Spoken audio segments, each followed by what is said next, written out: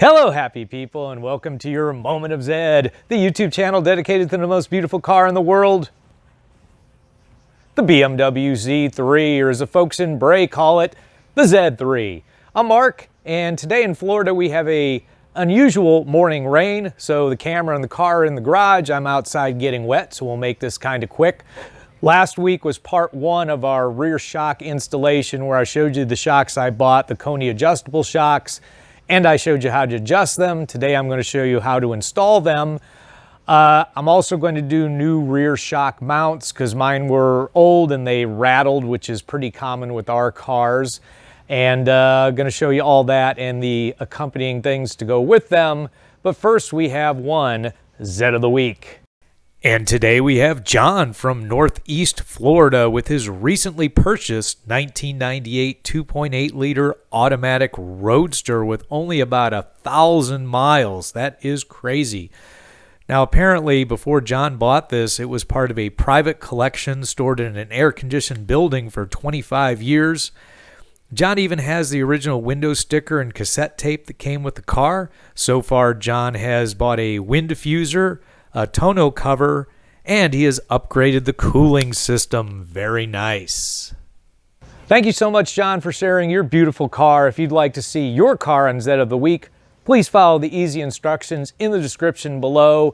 Now let's install those rear shocks. Okay, so we went over the shocks in part one of this video, so you can take a look at that if you need to. The other parts I'm using today are going to be the rear shock mounts from Revshift. RSM E6. I got those for $99 for the pair from ECS Tuning.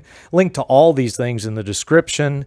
Now you can get rear shock mounts anywhere from $5 a piece to a couple $100. I kind of went mid-range with these. These have polyurethane bushings. 80A is the hardness, so it should be a little bit stiffer than stock.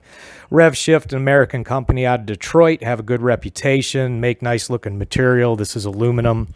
Comes with the bolts, but doesn't come with the gaskets. So there should be a gasket between the top of this shock mount and the metal of the shock tower itself. I could have ordered those gaskets off Amazon. I'll put the link to those in the description, but they weren't going to get here in time for filming.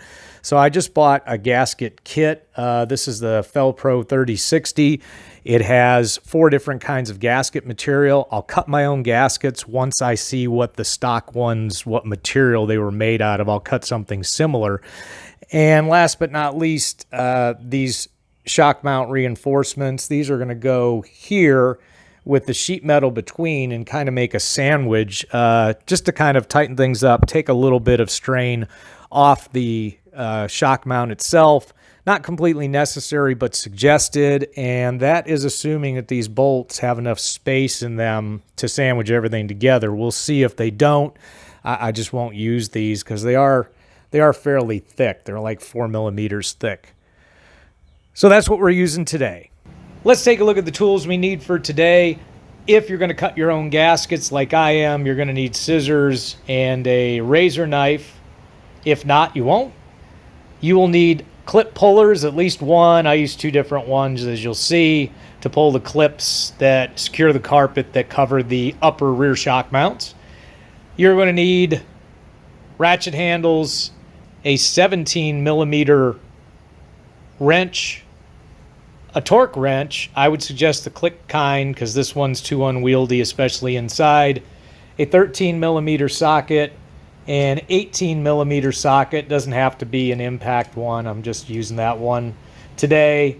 The 17 millimeter is for the lug bolts, and you'll need a vice grip pliers. Okay, step one, and we're in the back of the car behind the seats. Rear window's up here. Sorry for the lousy lighting. This is a hard place to film in. But we need to remove these round plastic clips. And to get under those, I'm going to use the Poraxy tool and my fingers and kind of work my way up underneath those and slowly pry them up. You'll hear them start to pop. I'm using the small clip prying tool, and once that's up a little bit, I'm going to go at it with the larger one and again, slowly work it. Not much room to work back here, but eventually you will work that off. And although it sounded like I destroyed it, I actually didn't for the most part. They're not going to be perfect when you get them out, but that should be reusable. There are 4 of those. I've done 3. That's the last one. Then this carpet can peel back. Okay, so far one of the hardest things has been peeling back this carpet because it's pretty stiff. But on either side, you're going to find the top of the shock mounts. There's a rubber cover on that. Just kind of peel that up and off. Of course, everything's been on here for 25 years, so nothing's going to be easy.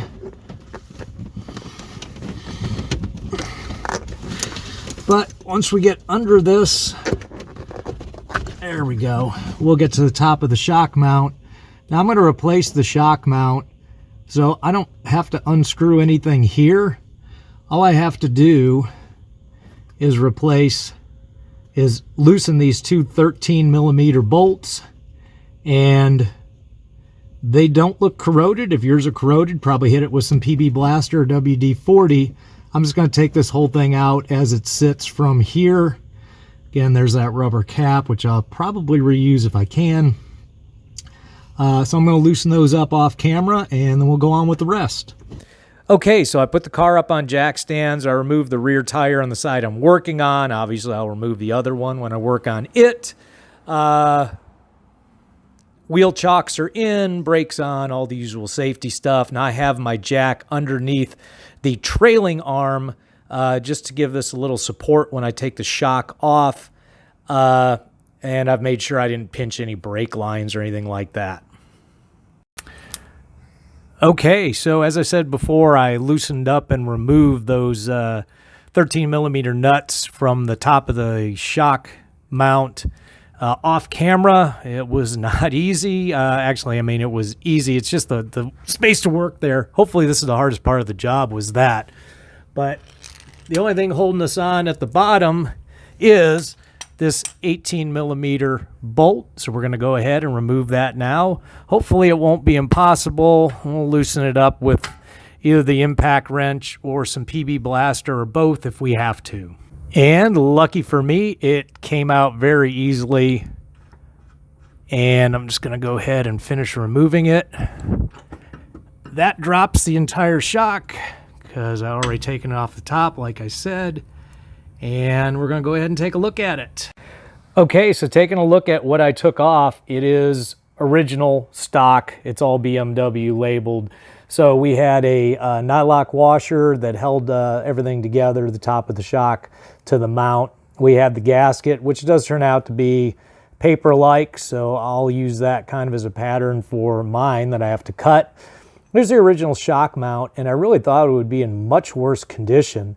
Rubber's kind of stiff, but it's not really that bad. I'm going to replace it anyways, but since I'm in here, there's a plastic cover for the shock. We won't be able to reuse that because the Konis already have one.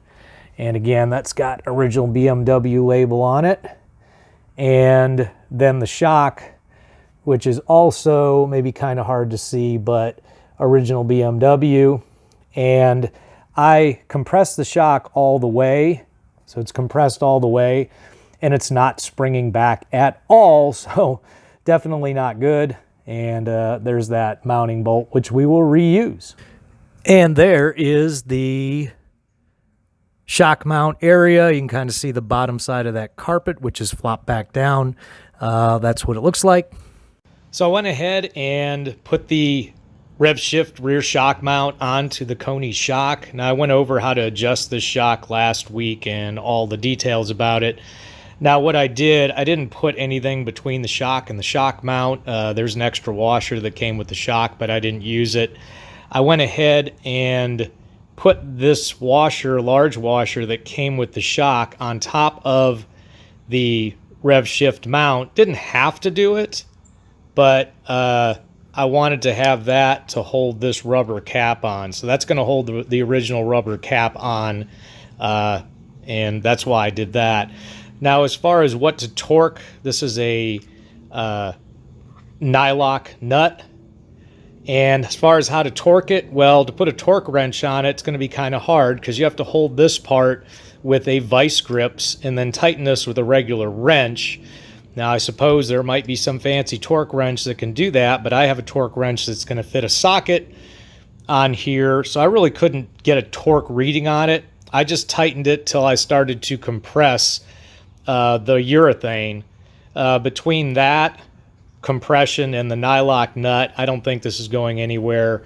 There's 2 threads, give or take, showing through, and I'm not worried about that. That should be good to go.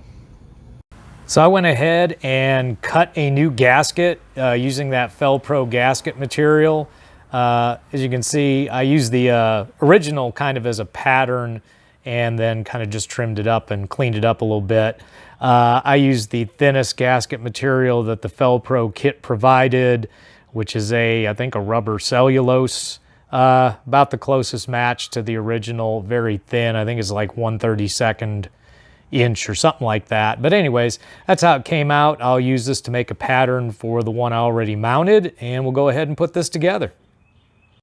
So I went ahead with that gasket and inserted the rear shock mount into the shock tower, and to do that I had to lift the suspension a bit using the jack, and then I just put the bottom bolt in with that washer provided by Koni, just like they said. Now notice on their shocks you want this flange here, not here. So that's in the instructions you can actually read. But I'm going to go ahead and hand tighten these and the ones up top, and then we'll talk about torque settings. So I may have overkilled a little bit, but I've got that rear shock mount support that's going to go on top of the shock tower. I used it as a pattern to cut a gasket out of that same material, again, to avoid that metal on metal contact. I think I got enough room to fit both of them. Let's go find out. So success. There's enough room to have this reinforcement. Kind of hard to see, but that gasket I cut's underneath it. And go ahead, and there's plenty of thread to tighten these down. I think, have enough room to get my torque wrench in here, and an internet search has told me these should be torqued down to 17 foot-pounds. If I can't get the torque wrench in here, then we're gonna go snug plus. Okay, with the upper rear shock mounts correctly torqued, time to torque this bottom one. Previously this was just snug, and it should go to 74 foot-pounds. I'll have to come around on that again, but 74 foot-pounds is the correct torque for these bottom ones, and we'll go from there. So folks, there you have it. Not really that difficult. The hardest part is working behind those seats. It's very, very cramped. I didn't show myself putting the carpet back in and putting clips back in. That was rather difficult. You got to tuck it under a lip. The holes didn't line up quite right. It was kind of a pain. There's no way I could have filmed it and done it at the same time. You'll see. I was also going to take the car out for a test drive today and film myself doing that, but the video's kind of long already, and it's raining even harder, so no.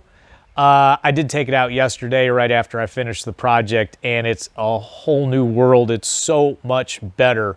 Believe me, it's worth it, especially if your shocks like mine are original. Hey, if you found this content valuable, please crush that like button as always. And until next time, remember, friends don't let friends drive boring.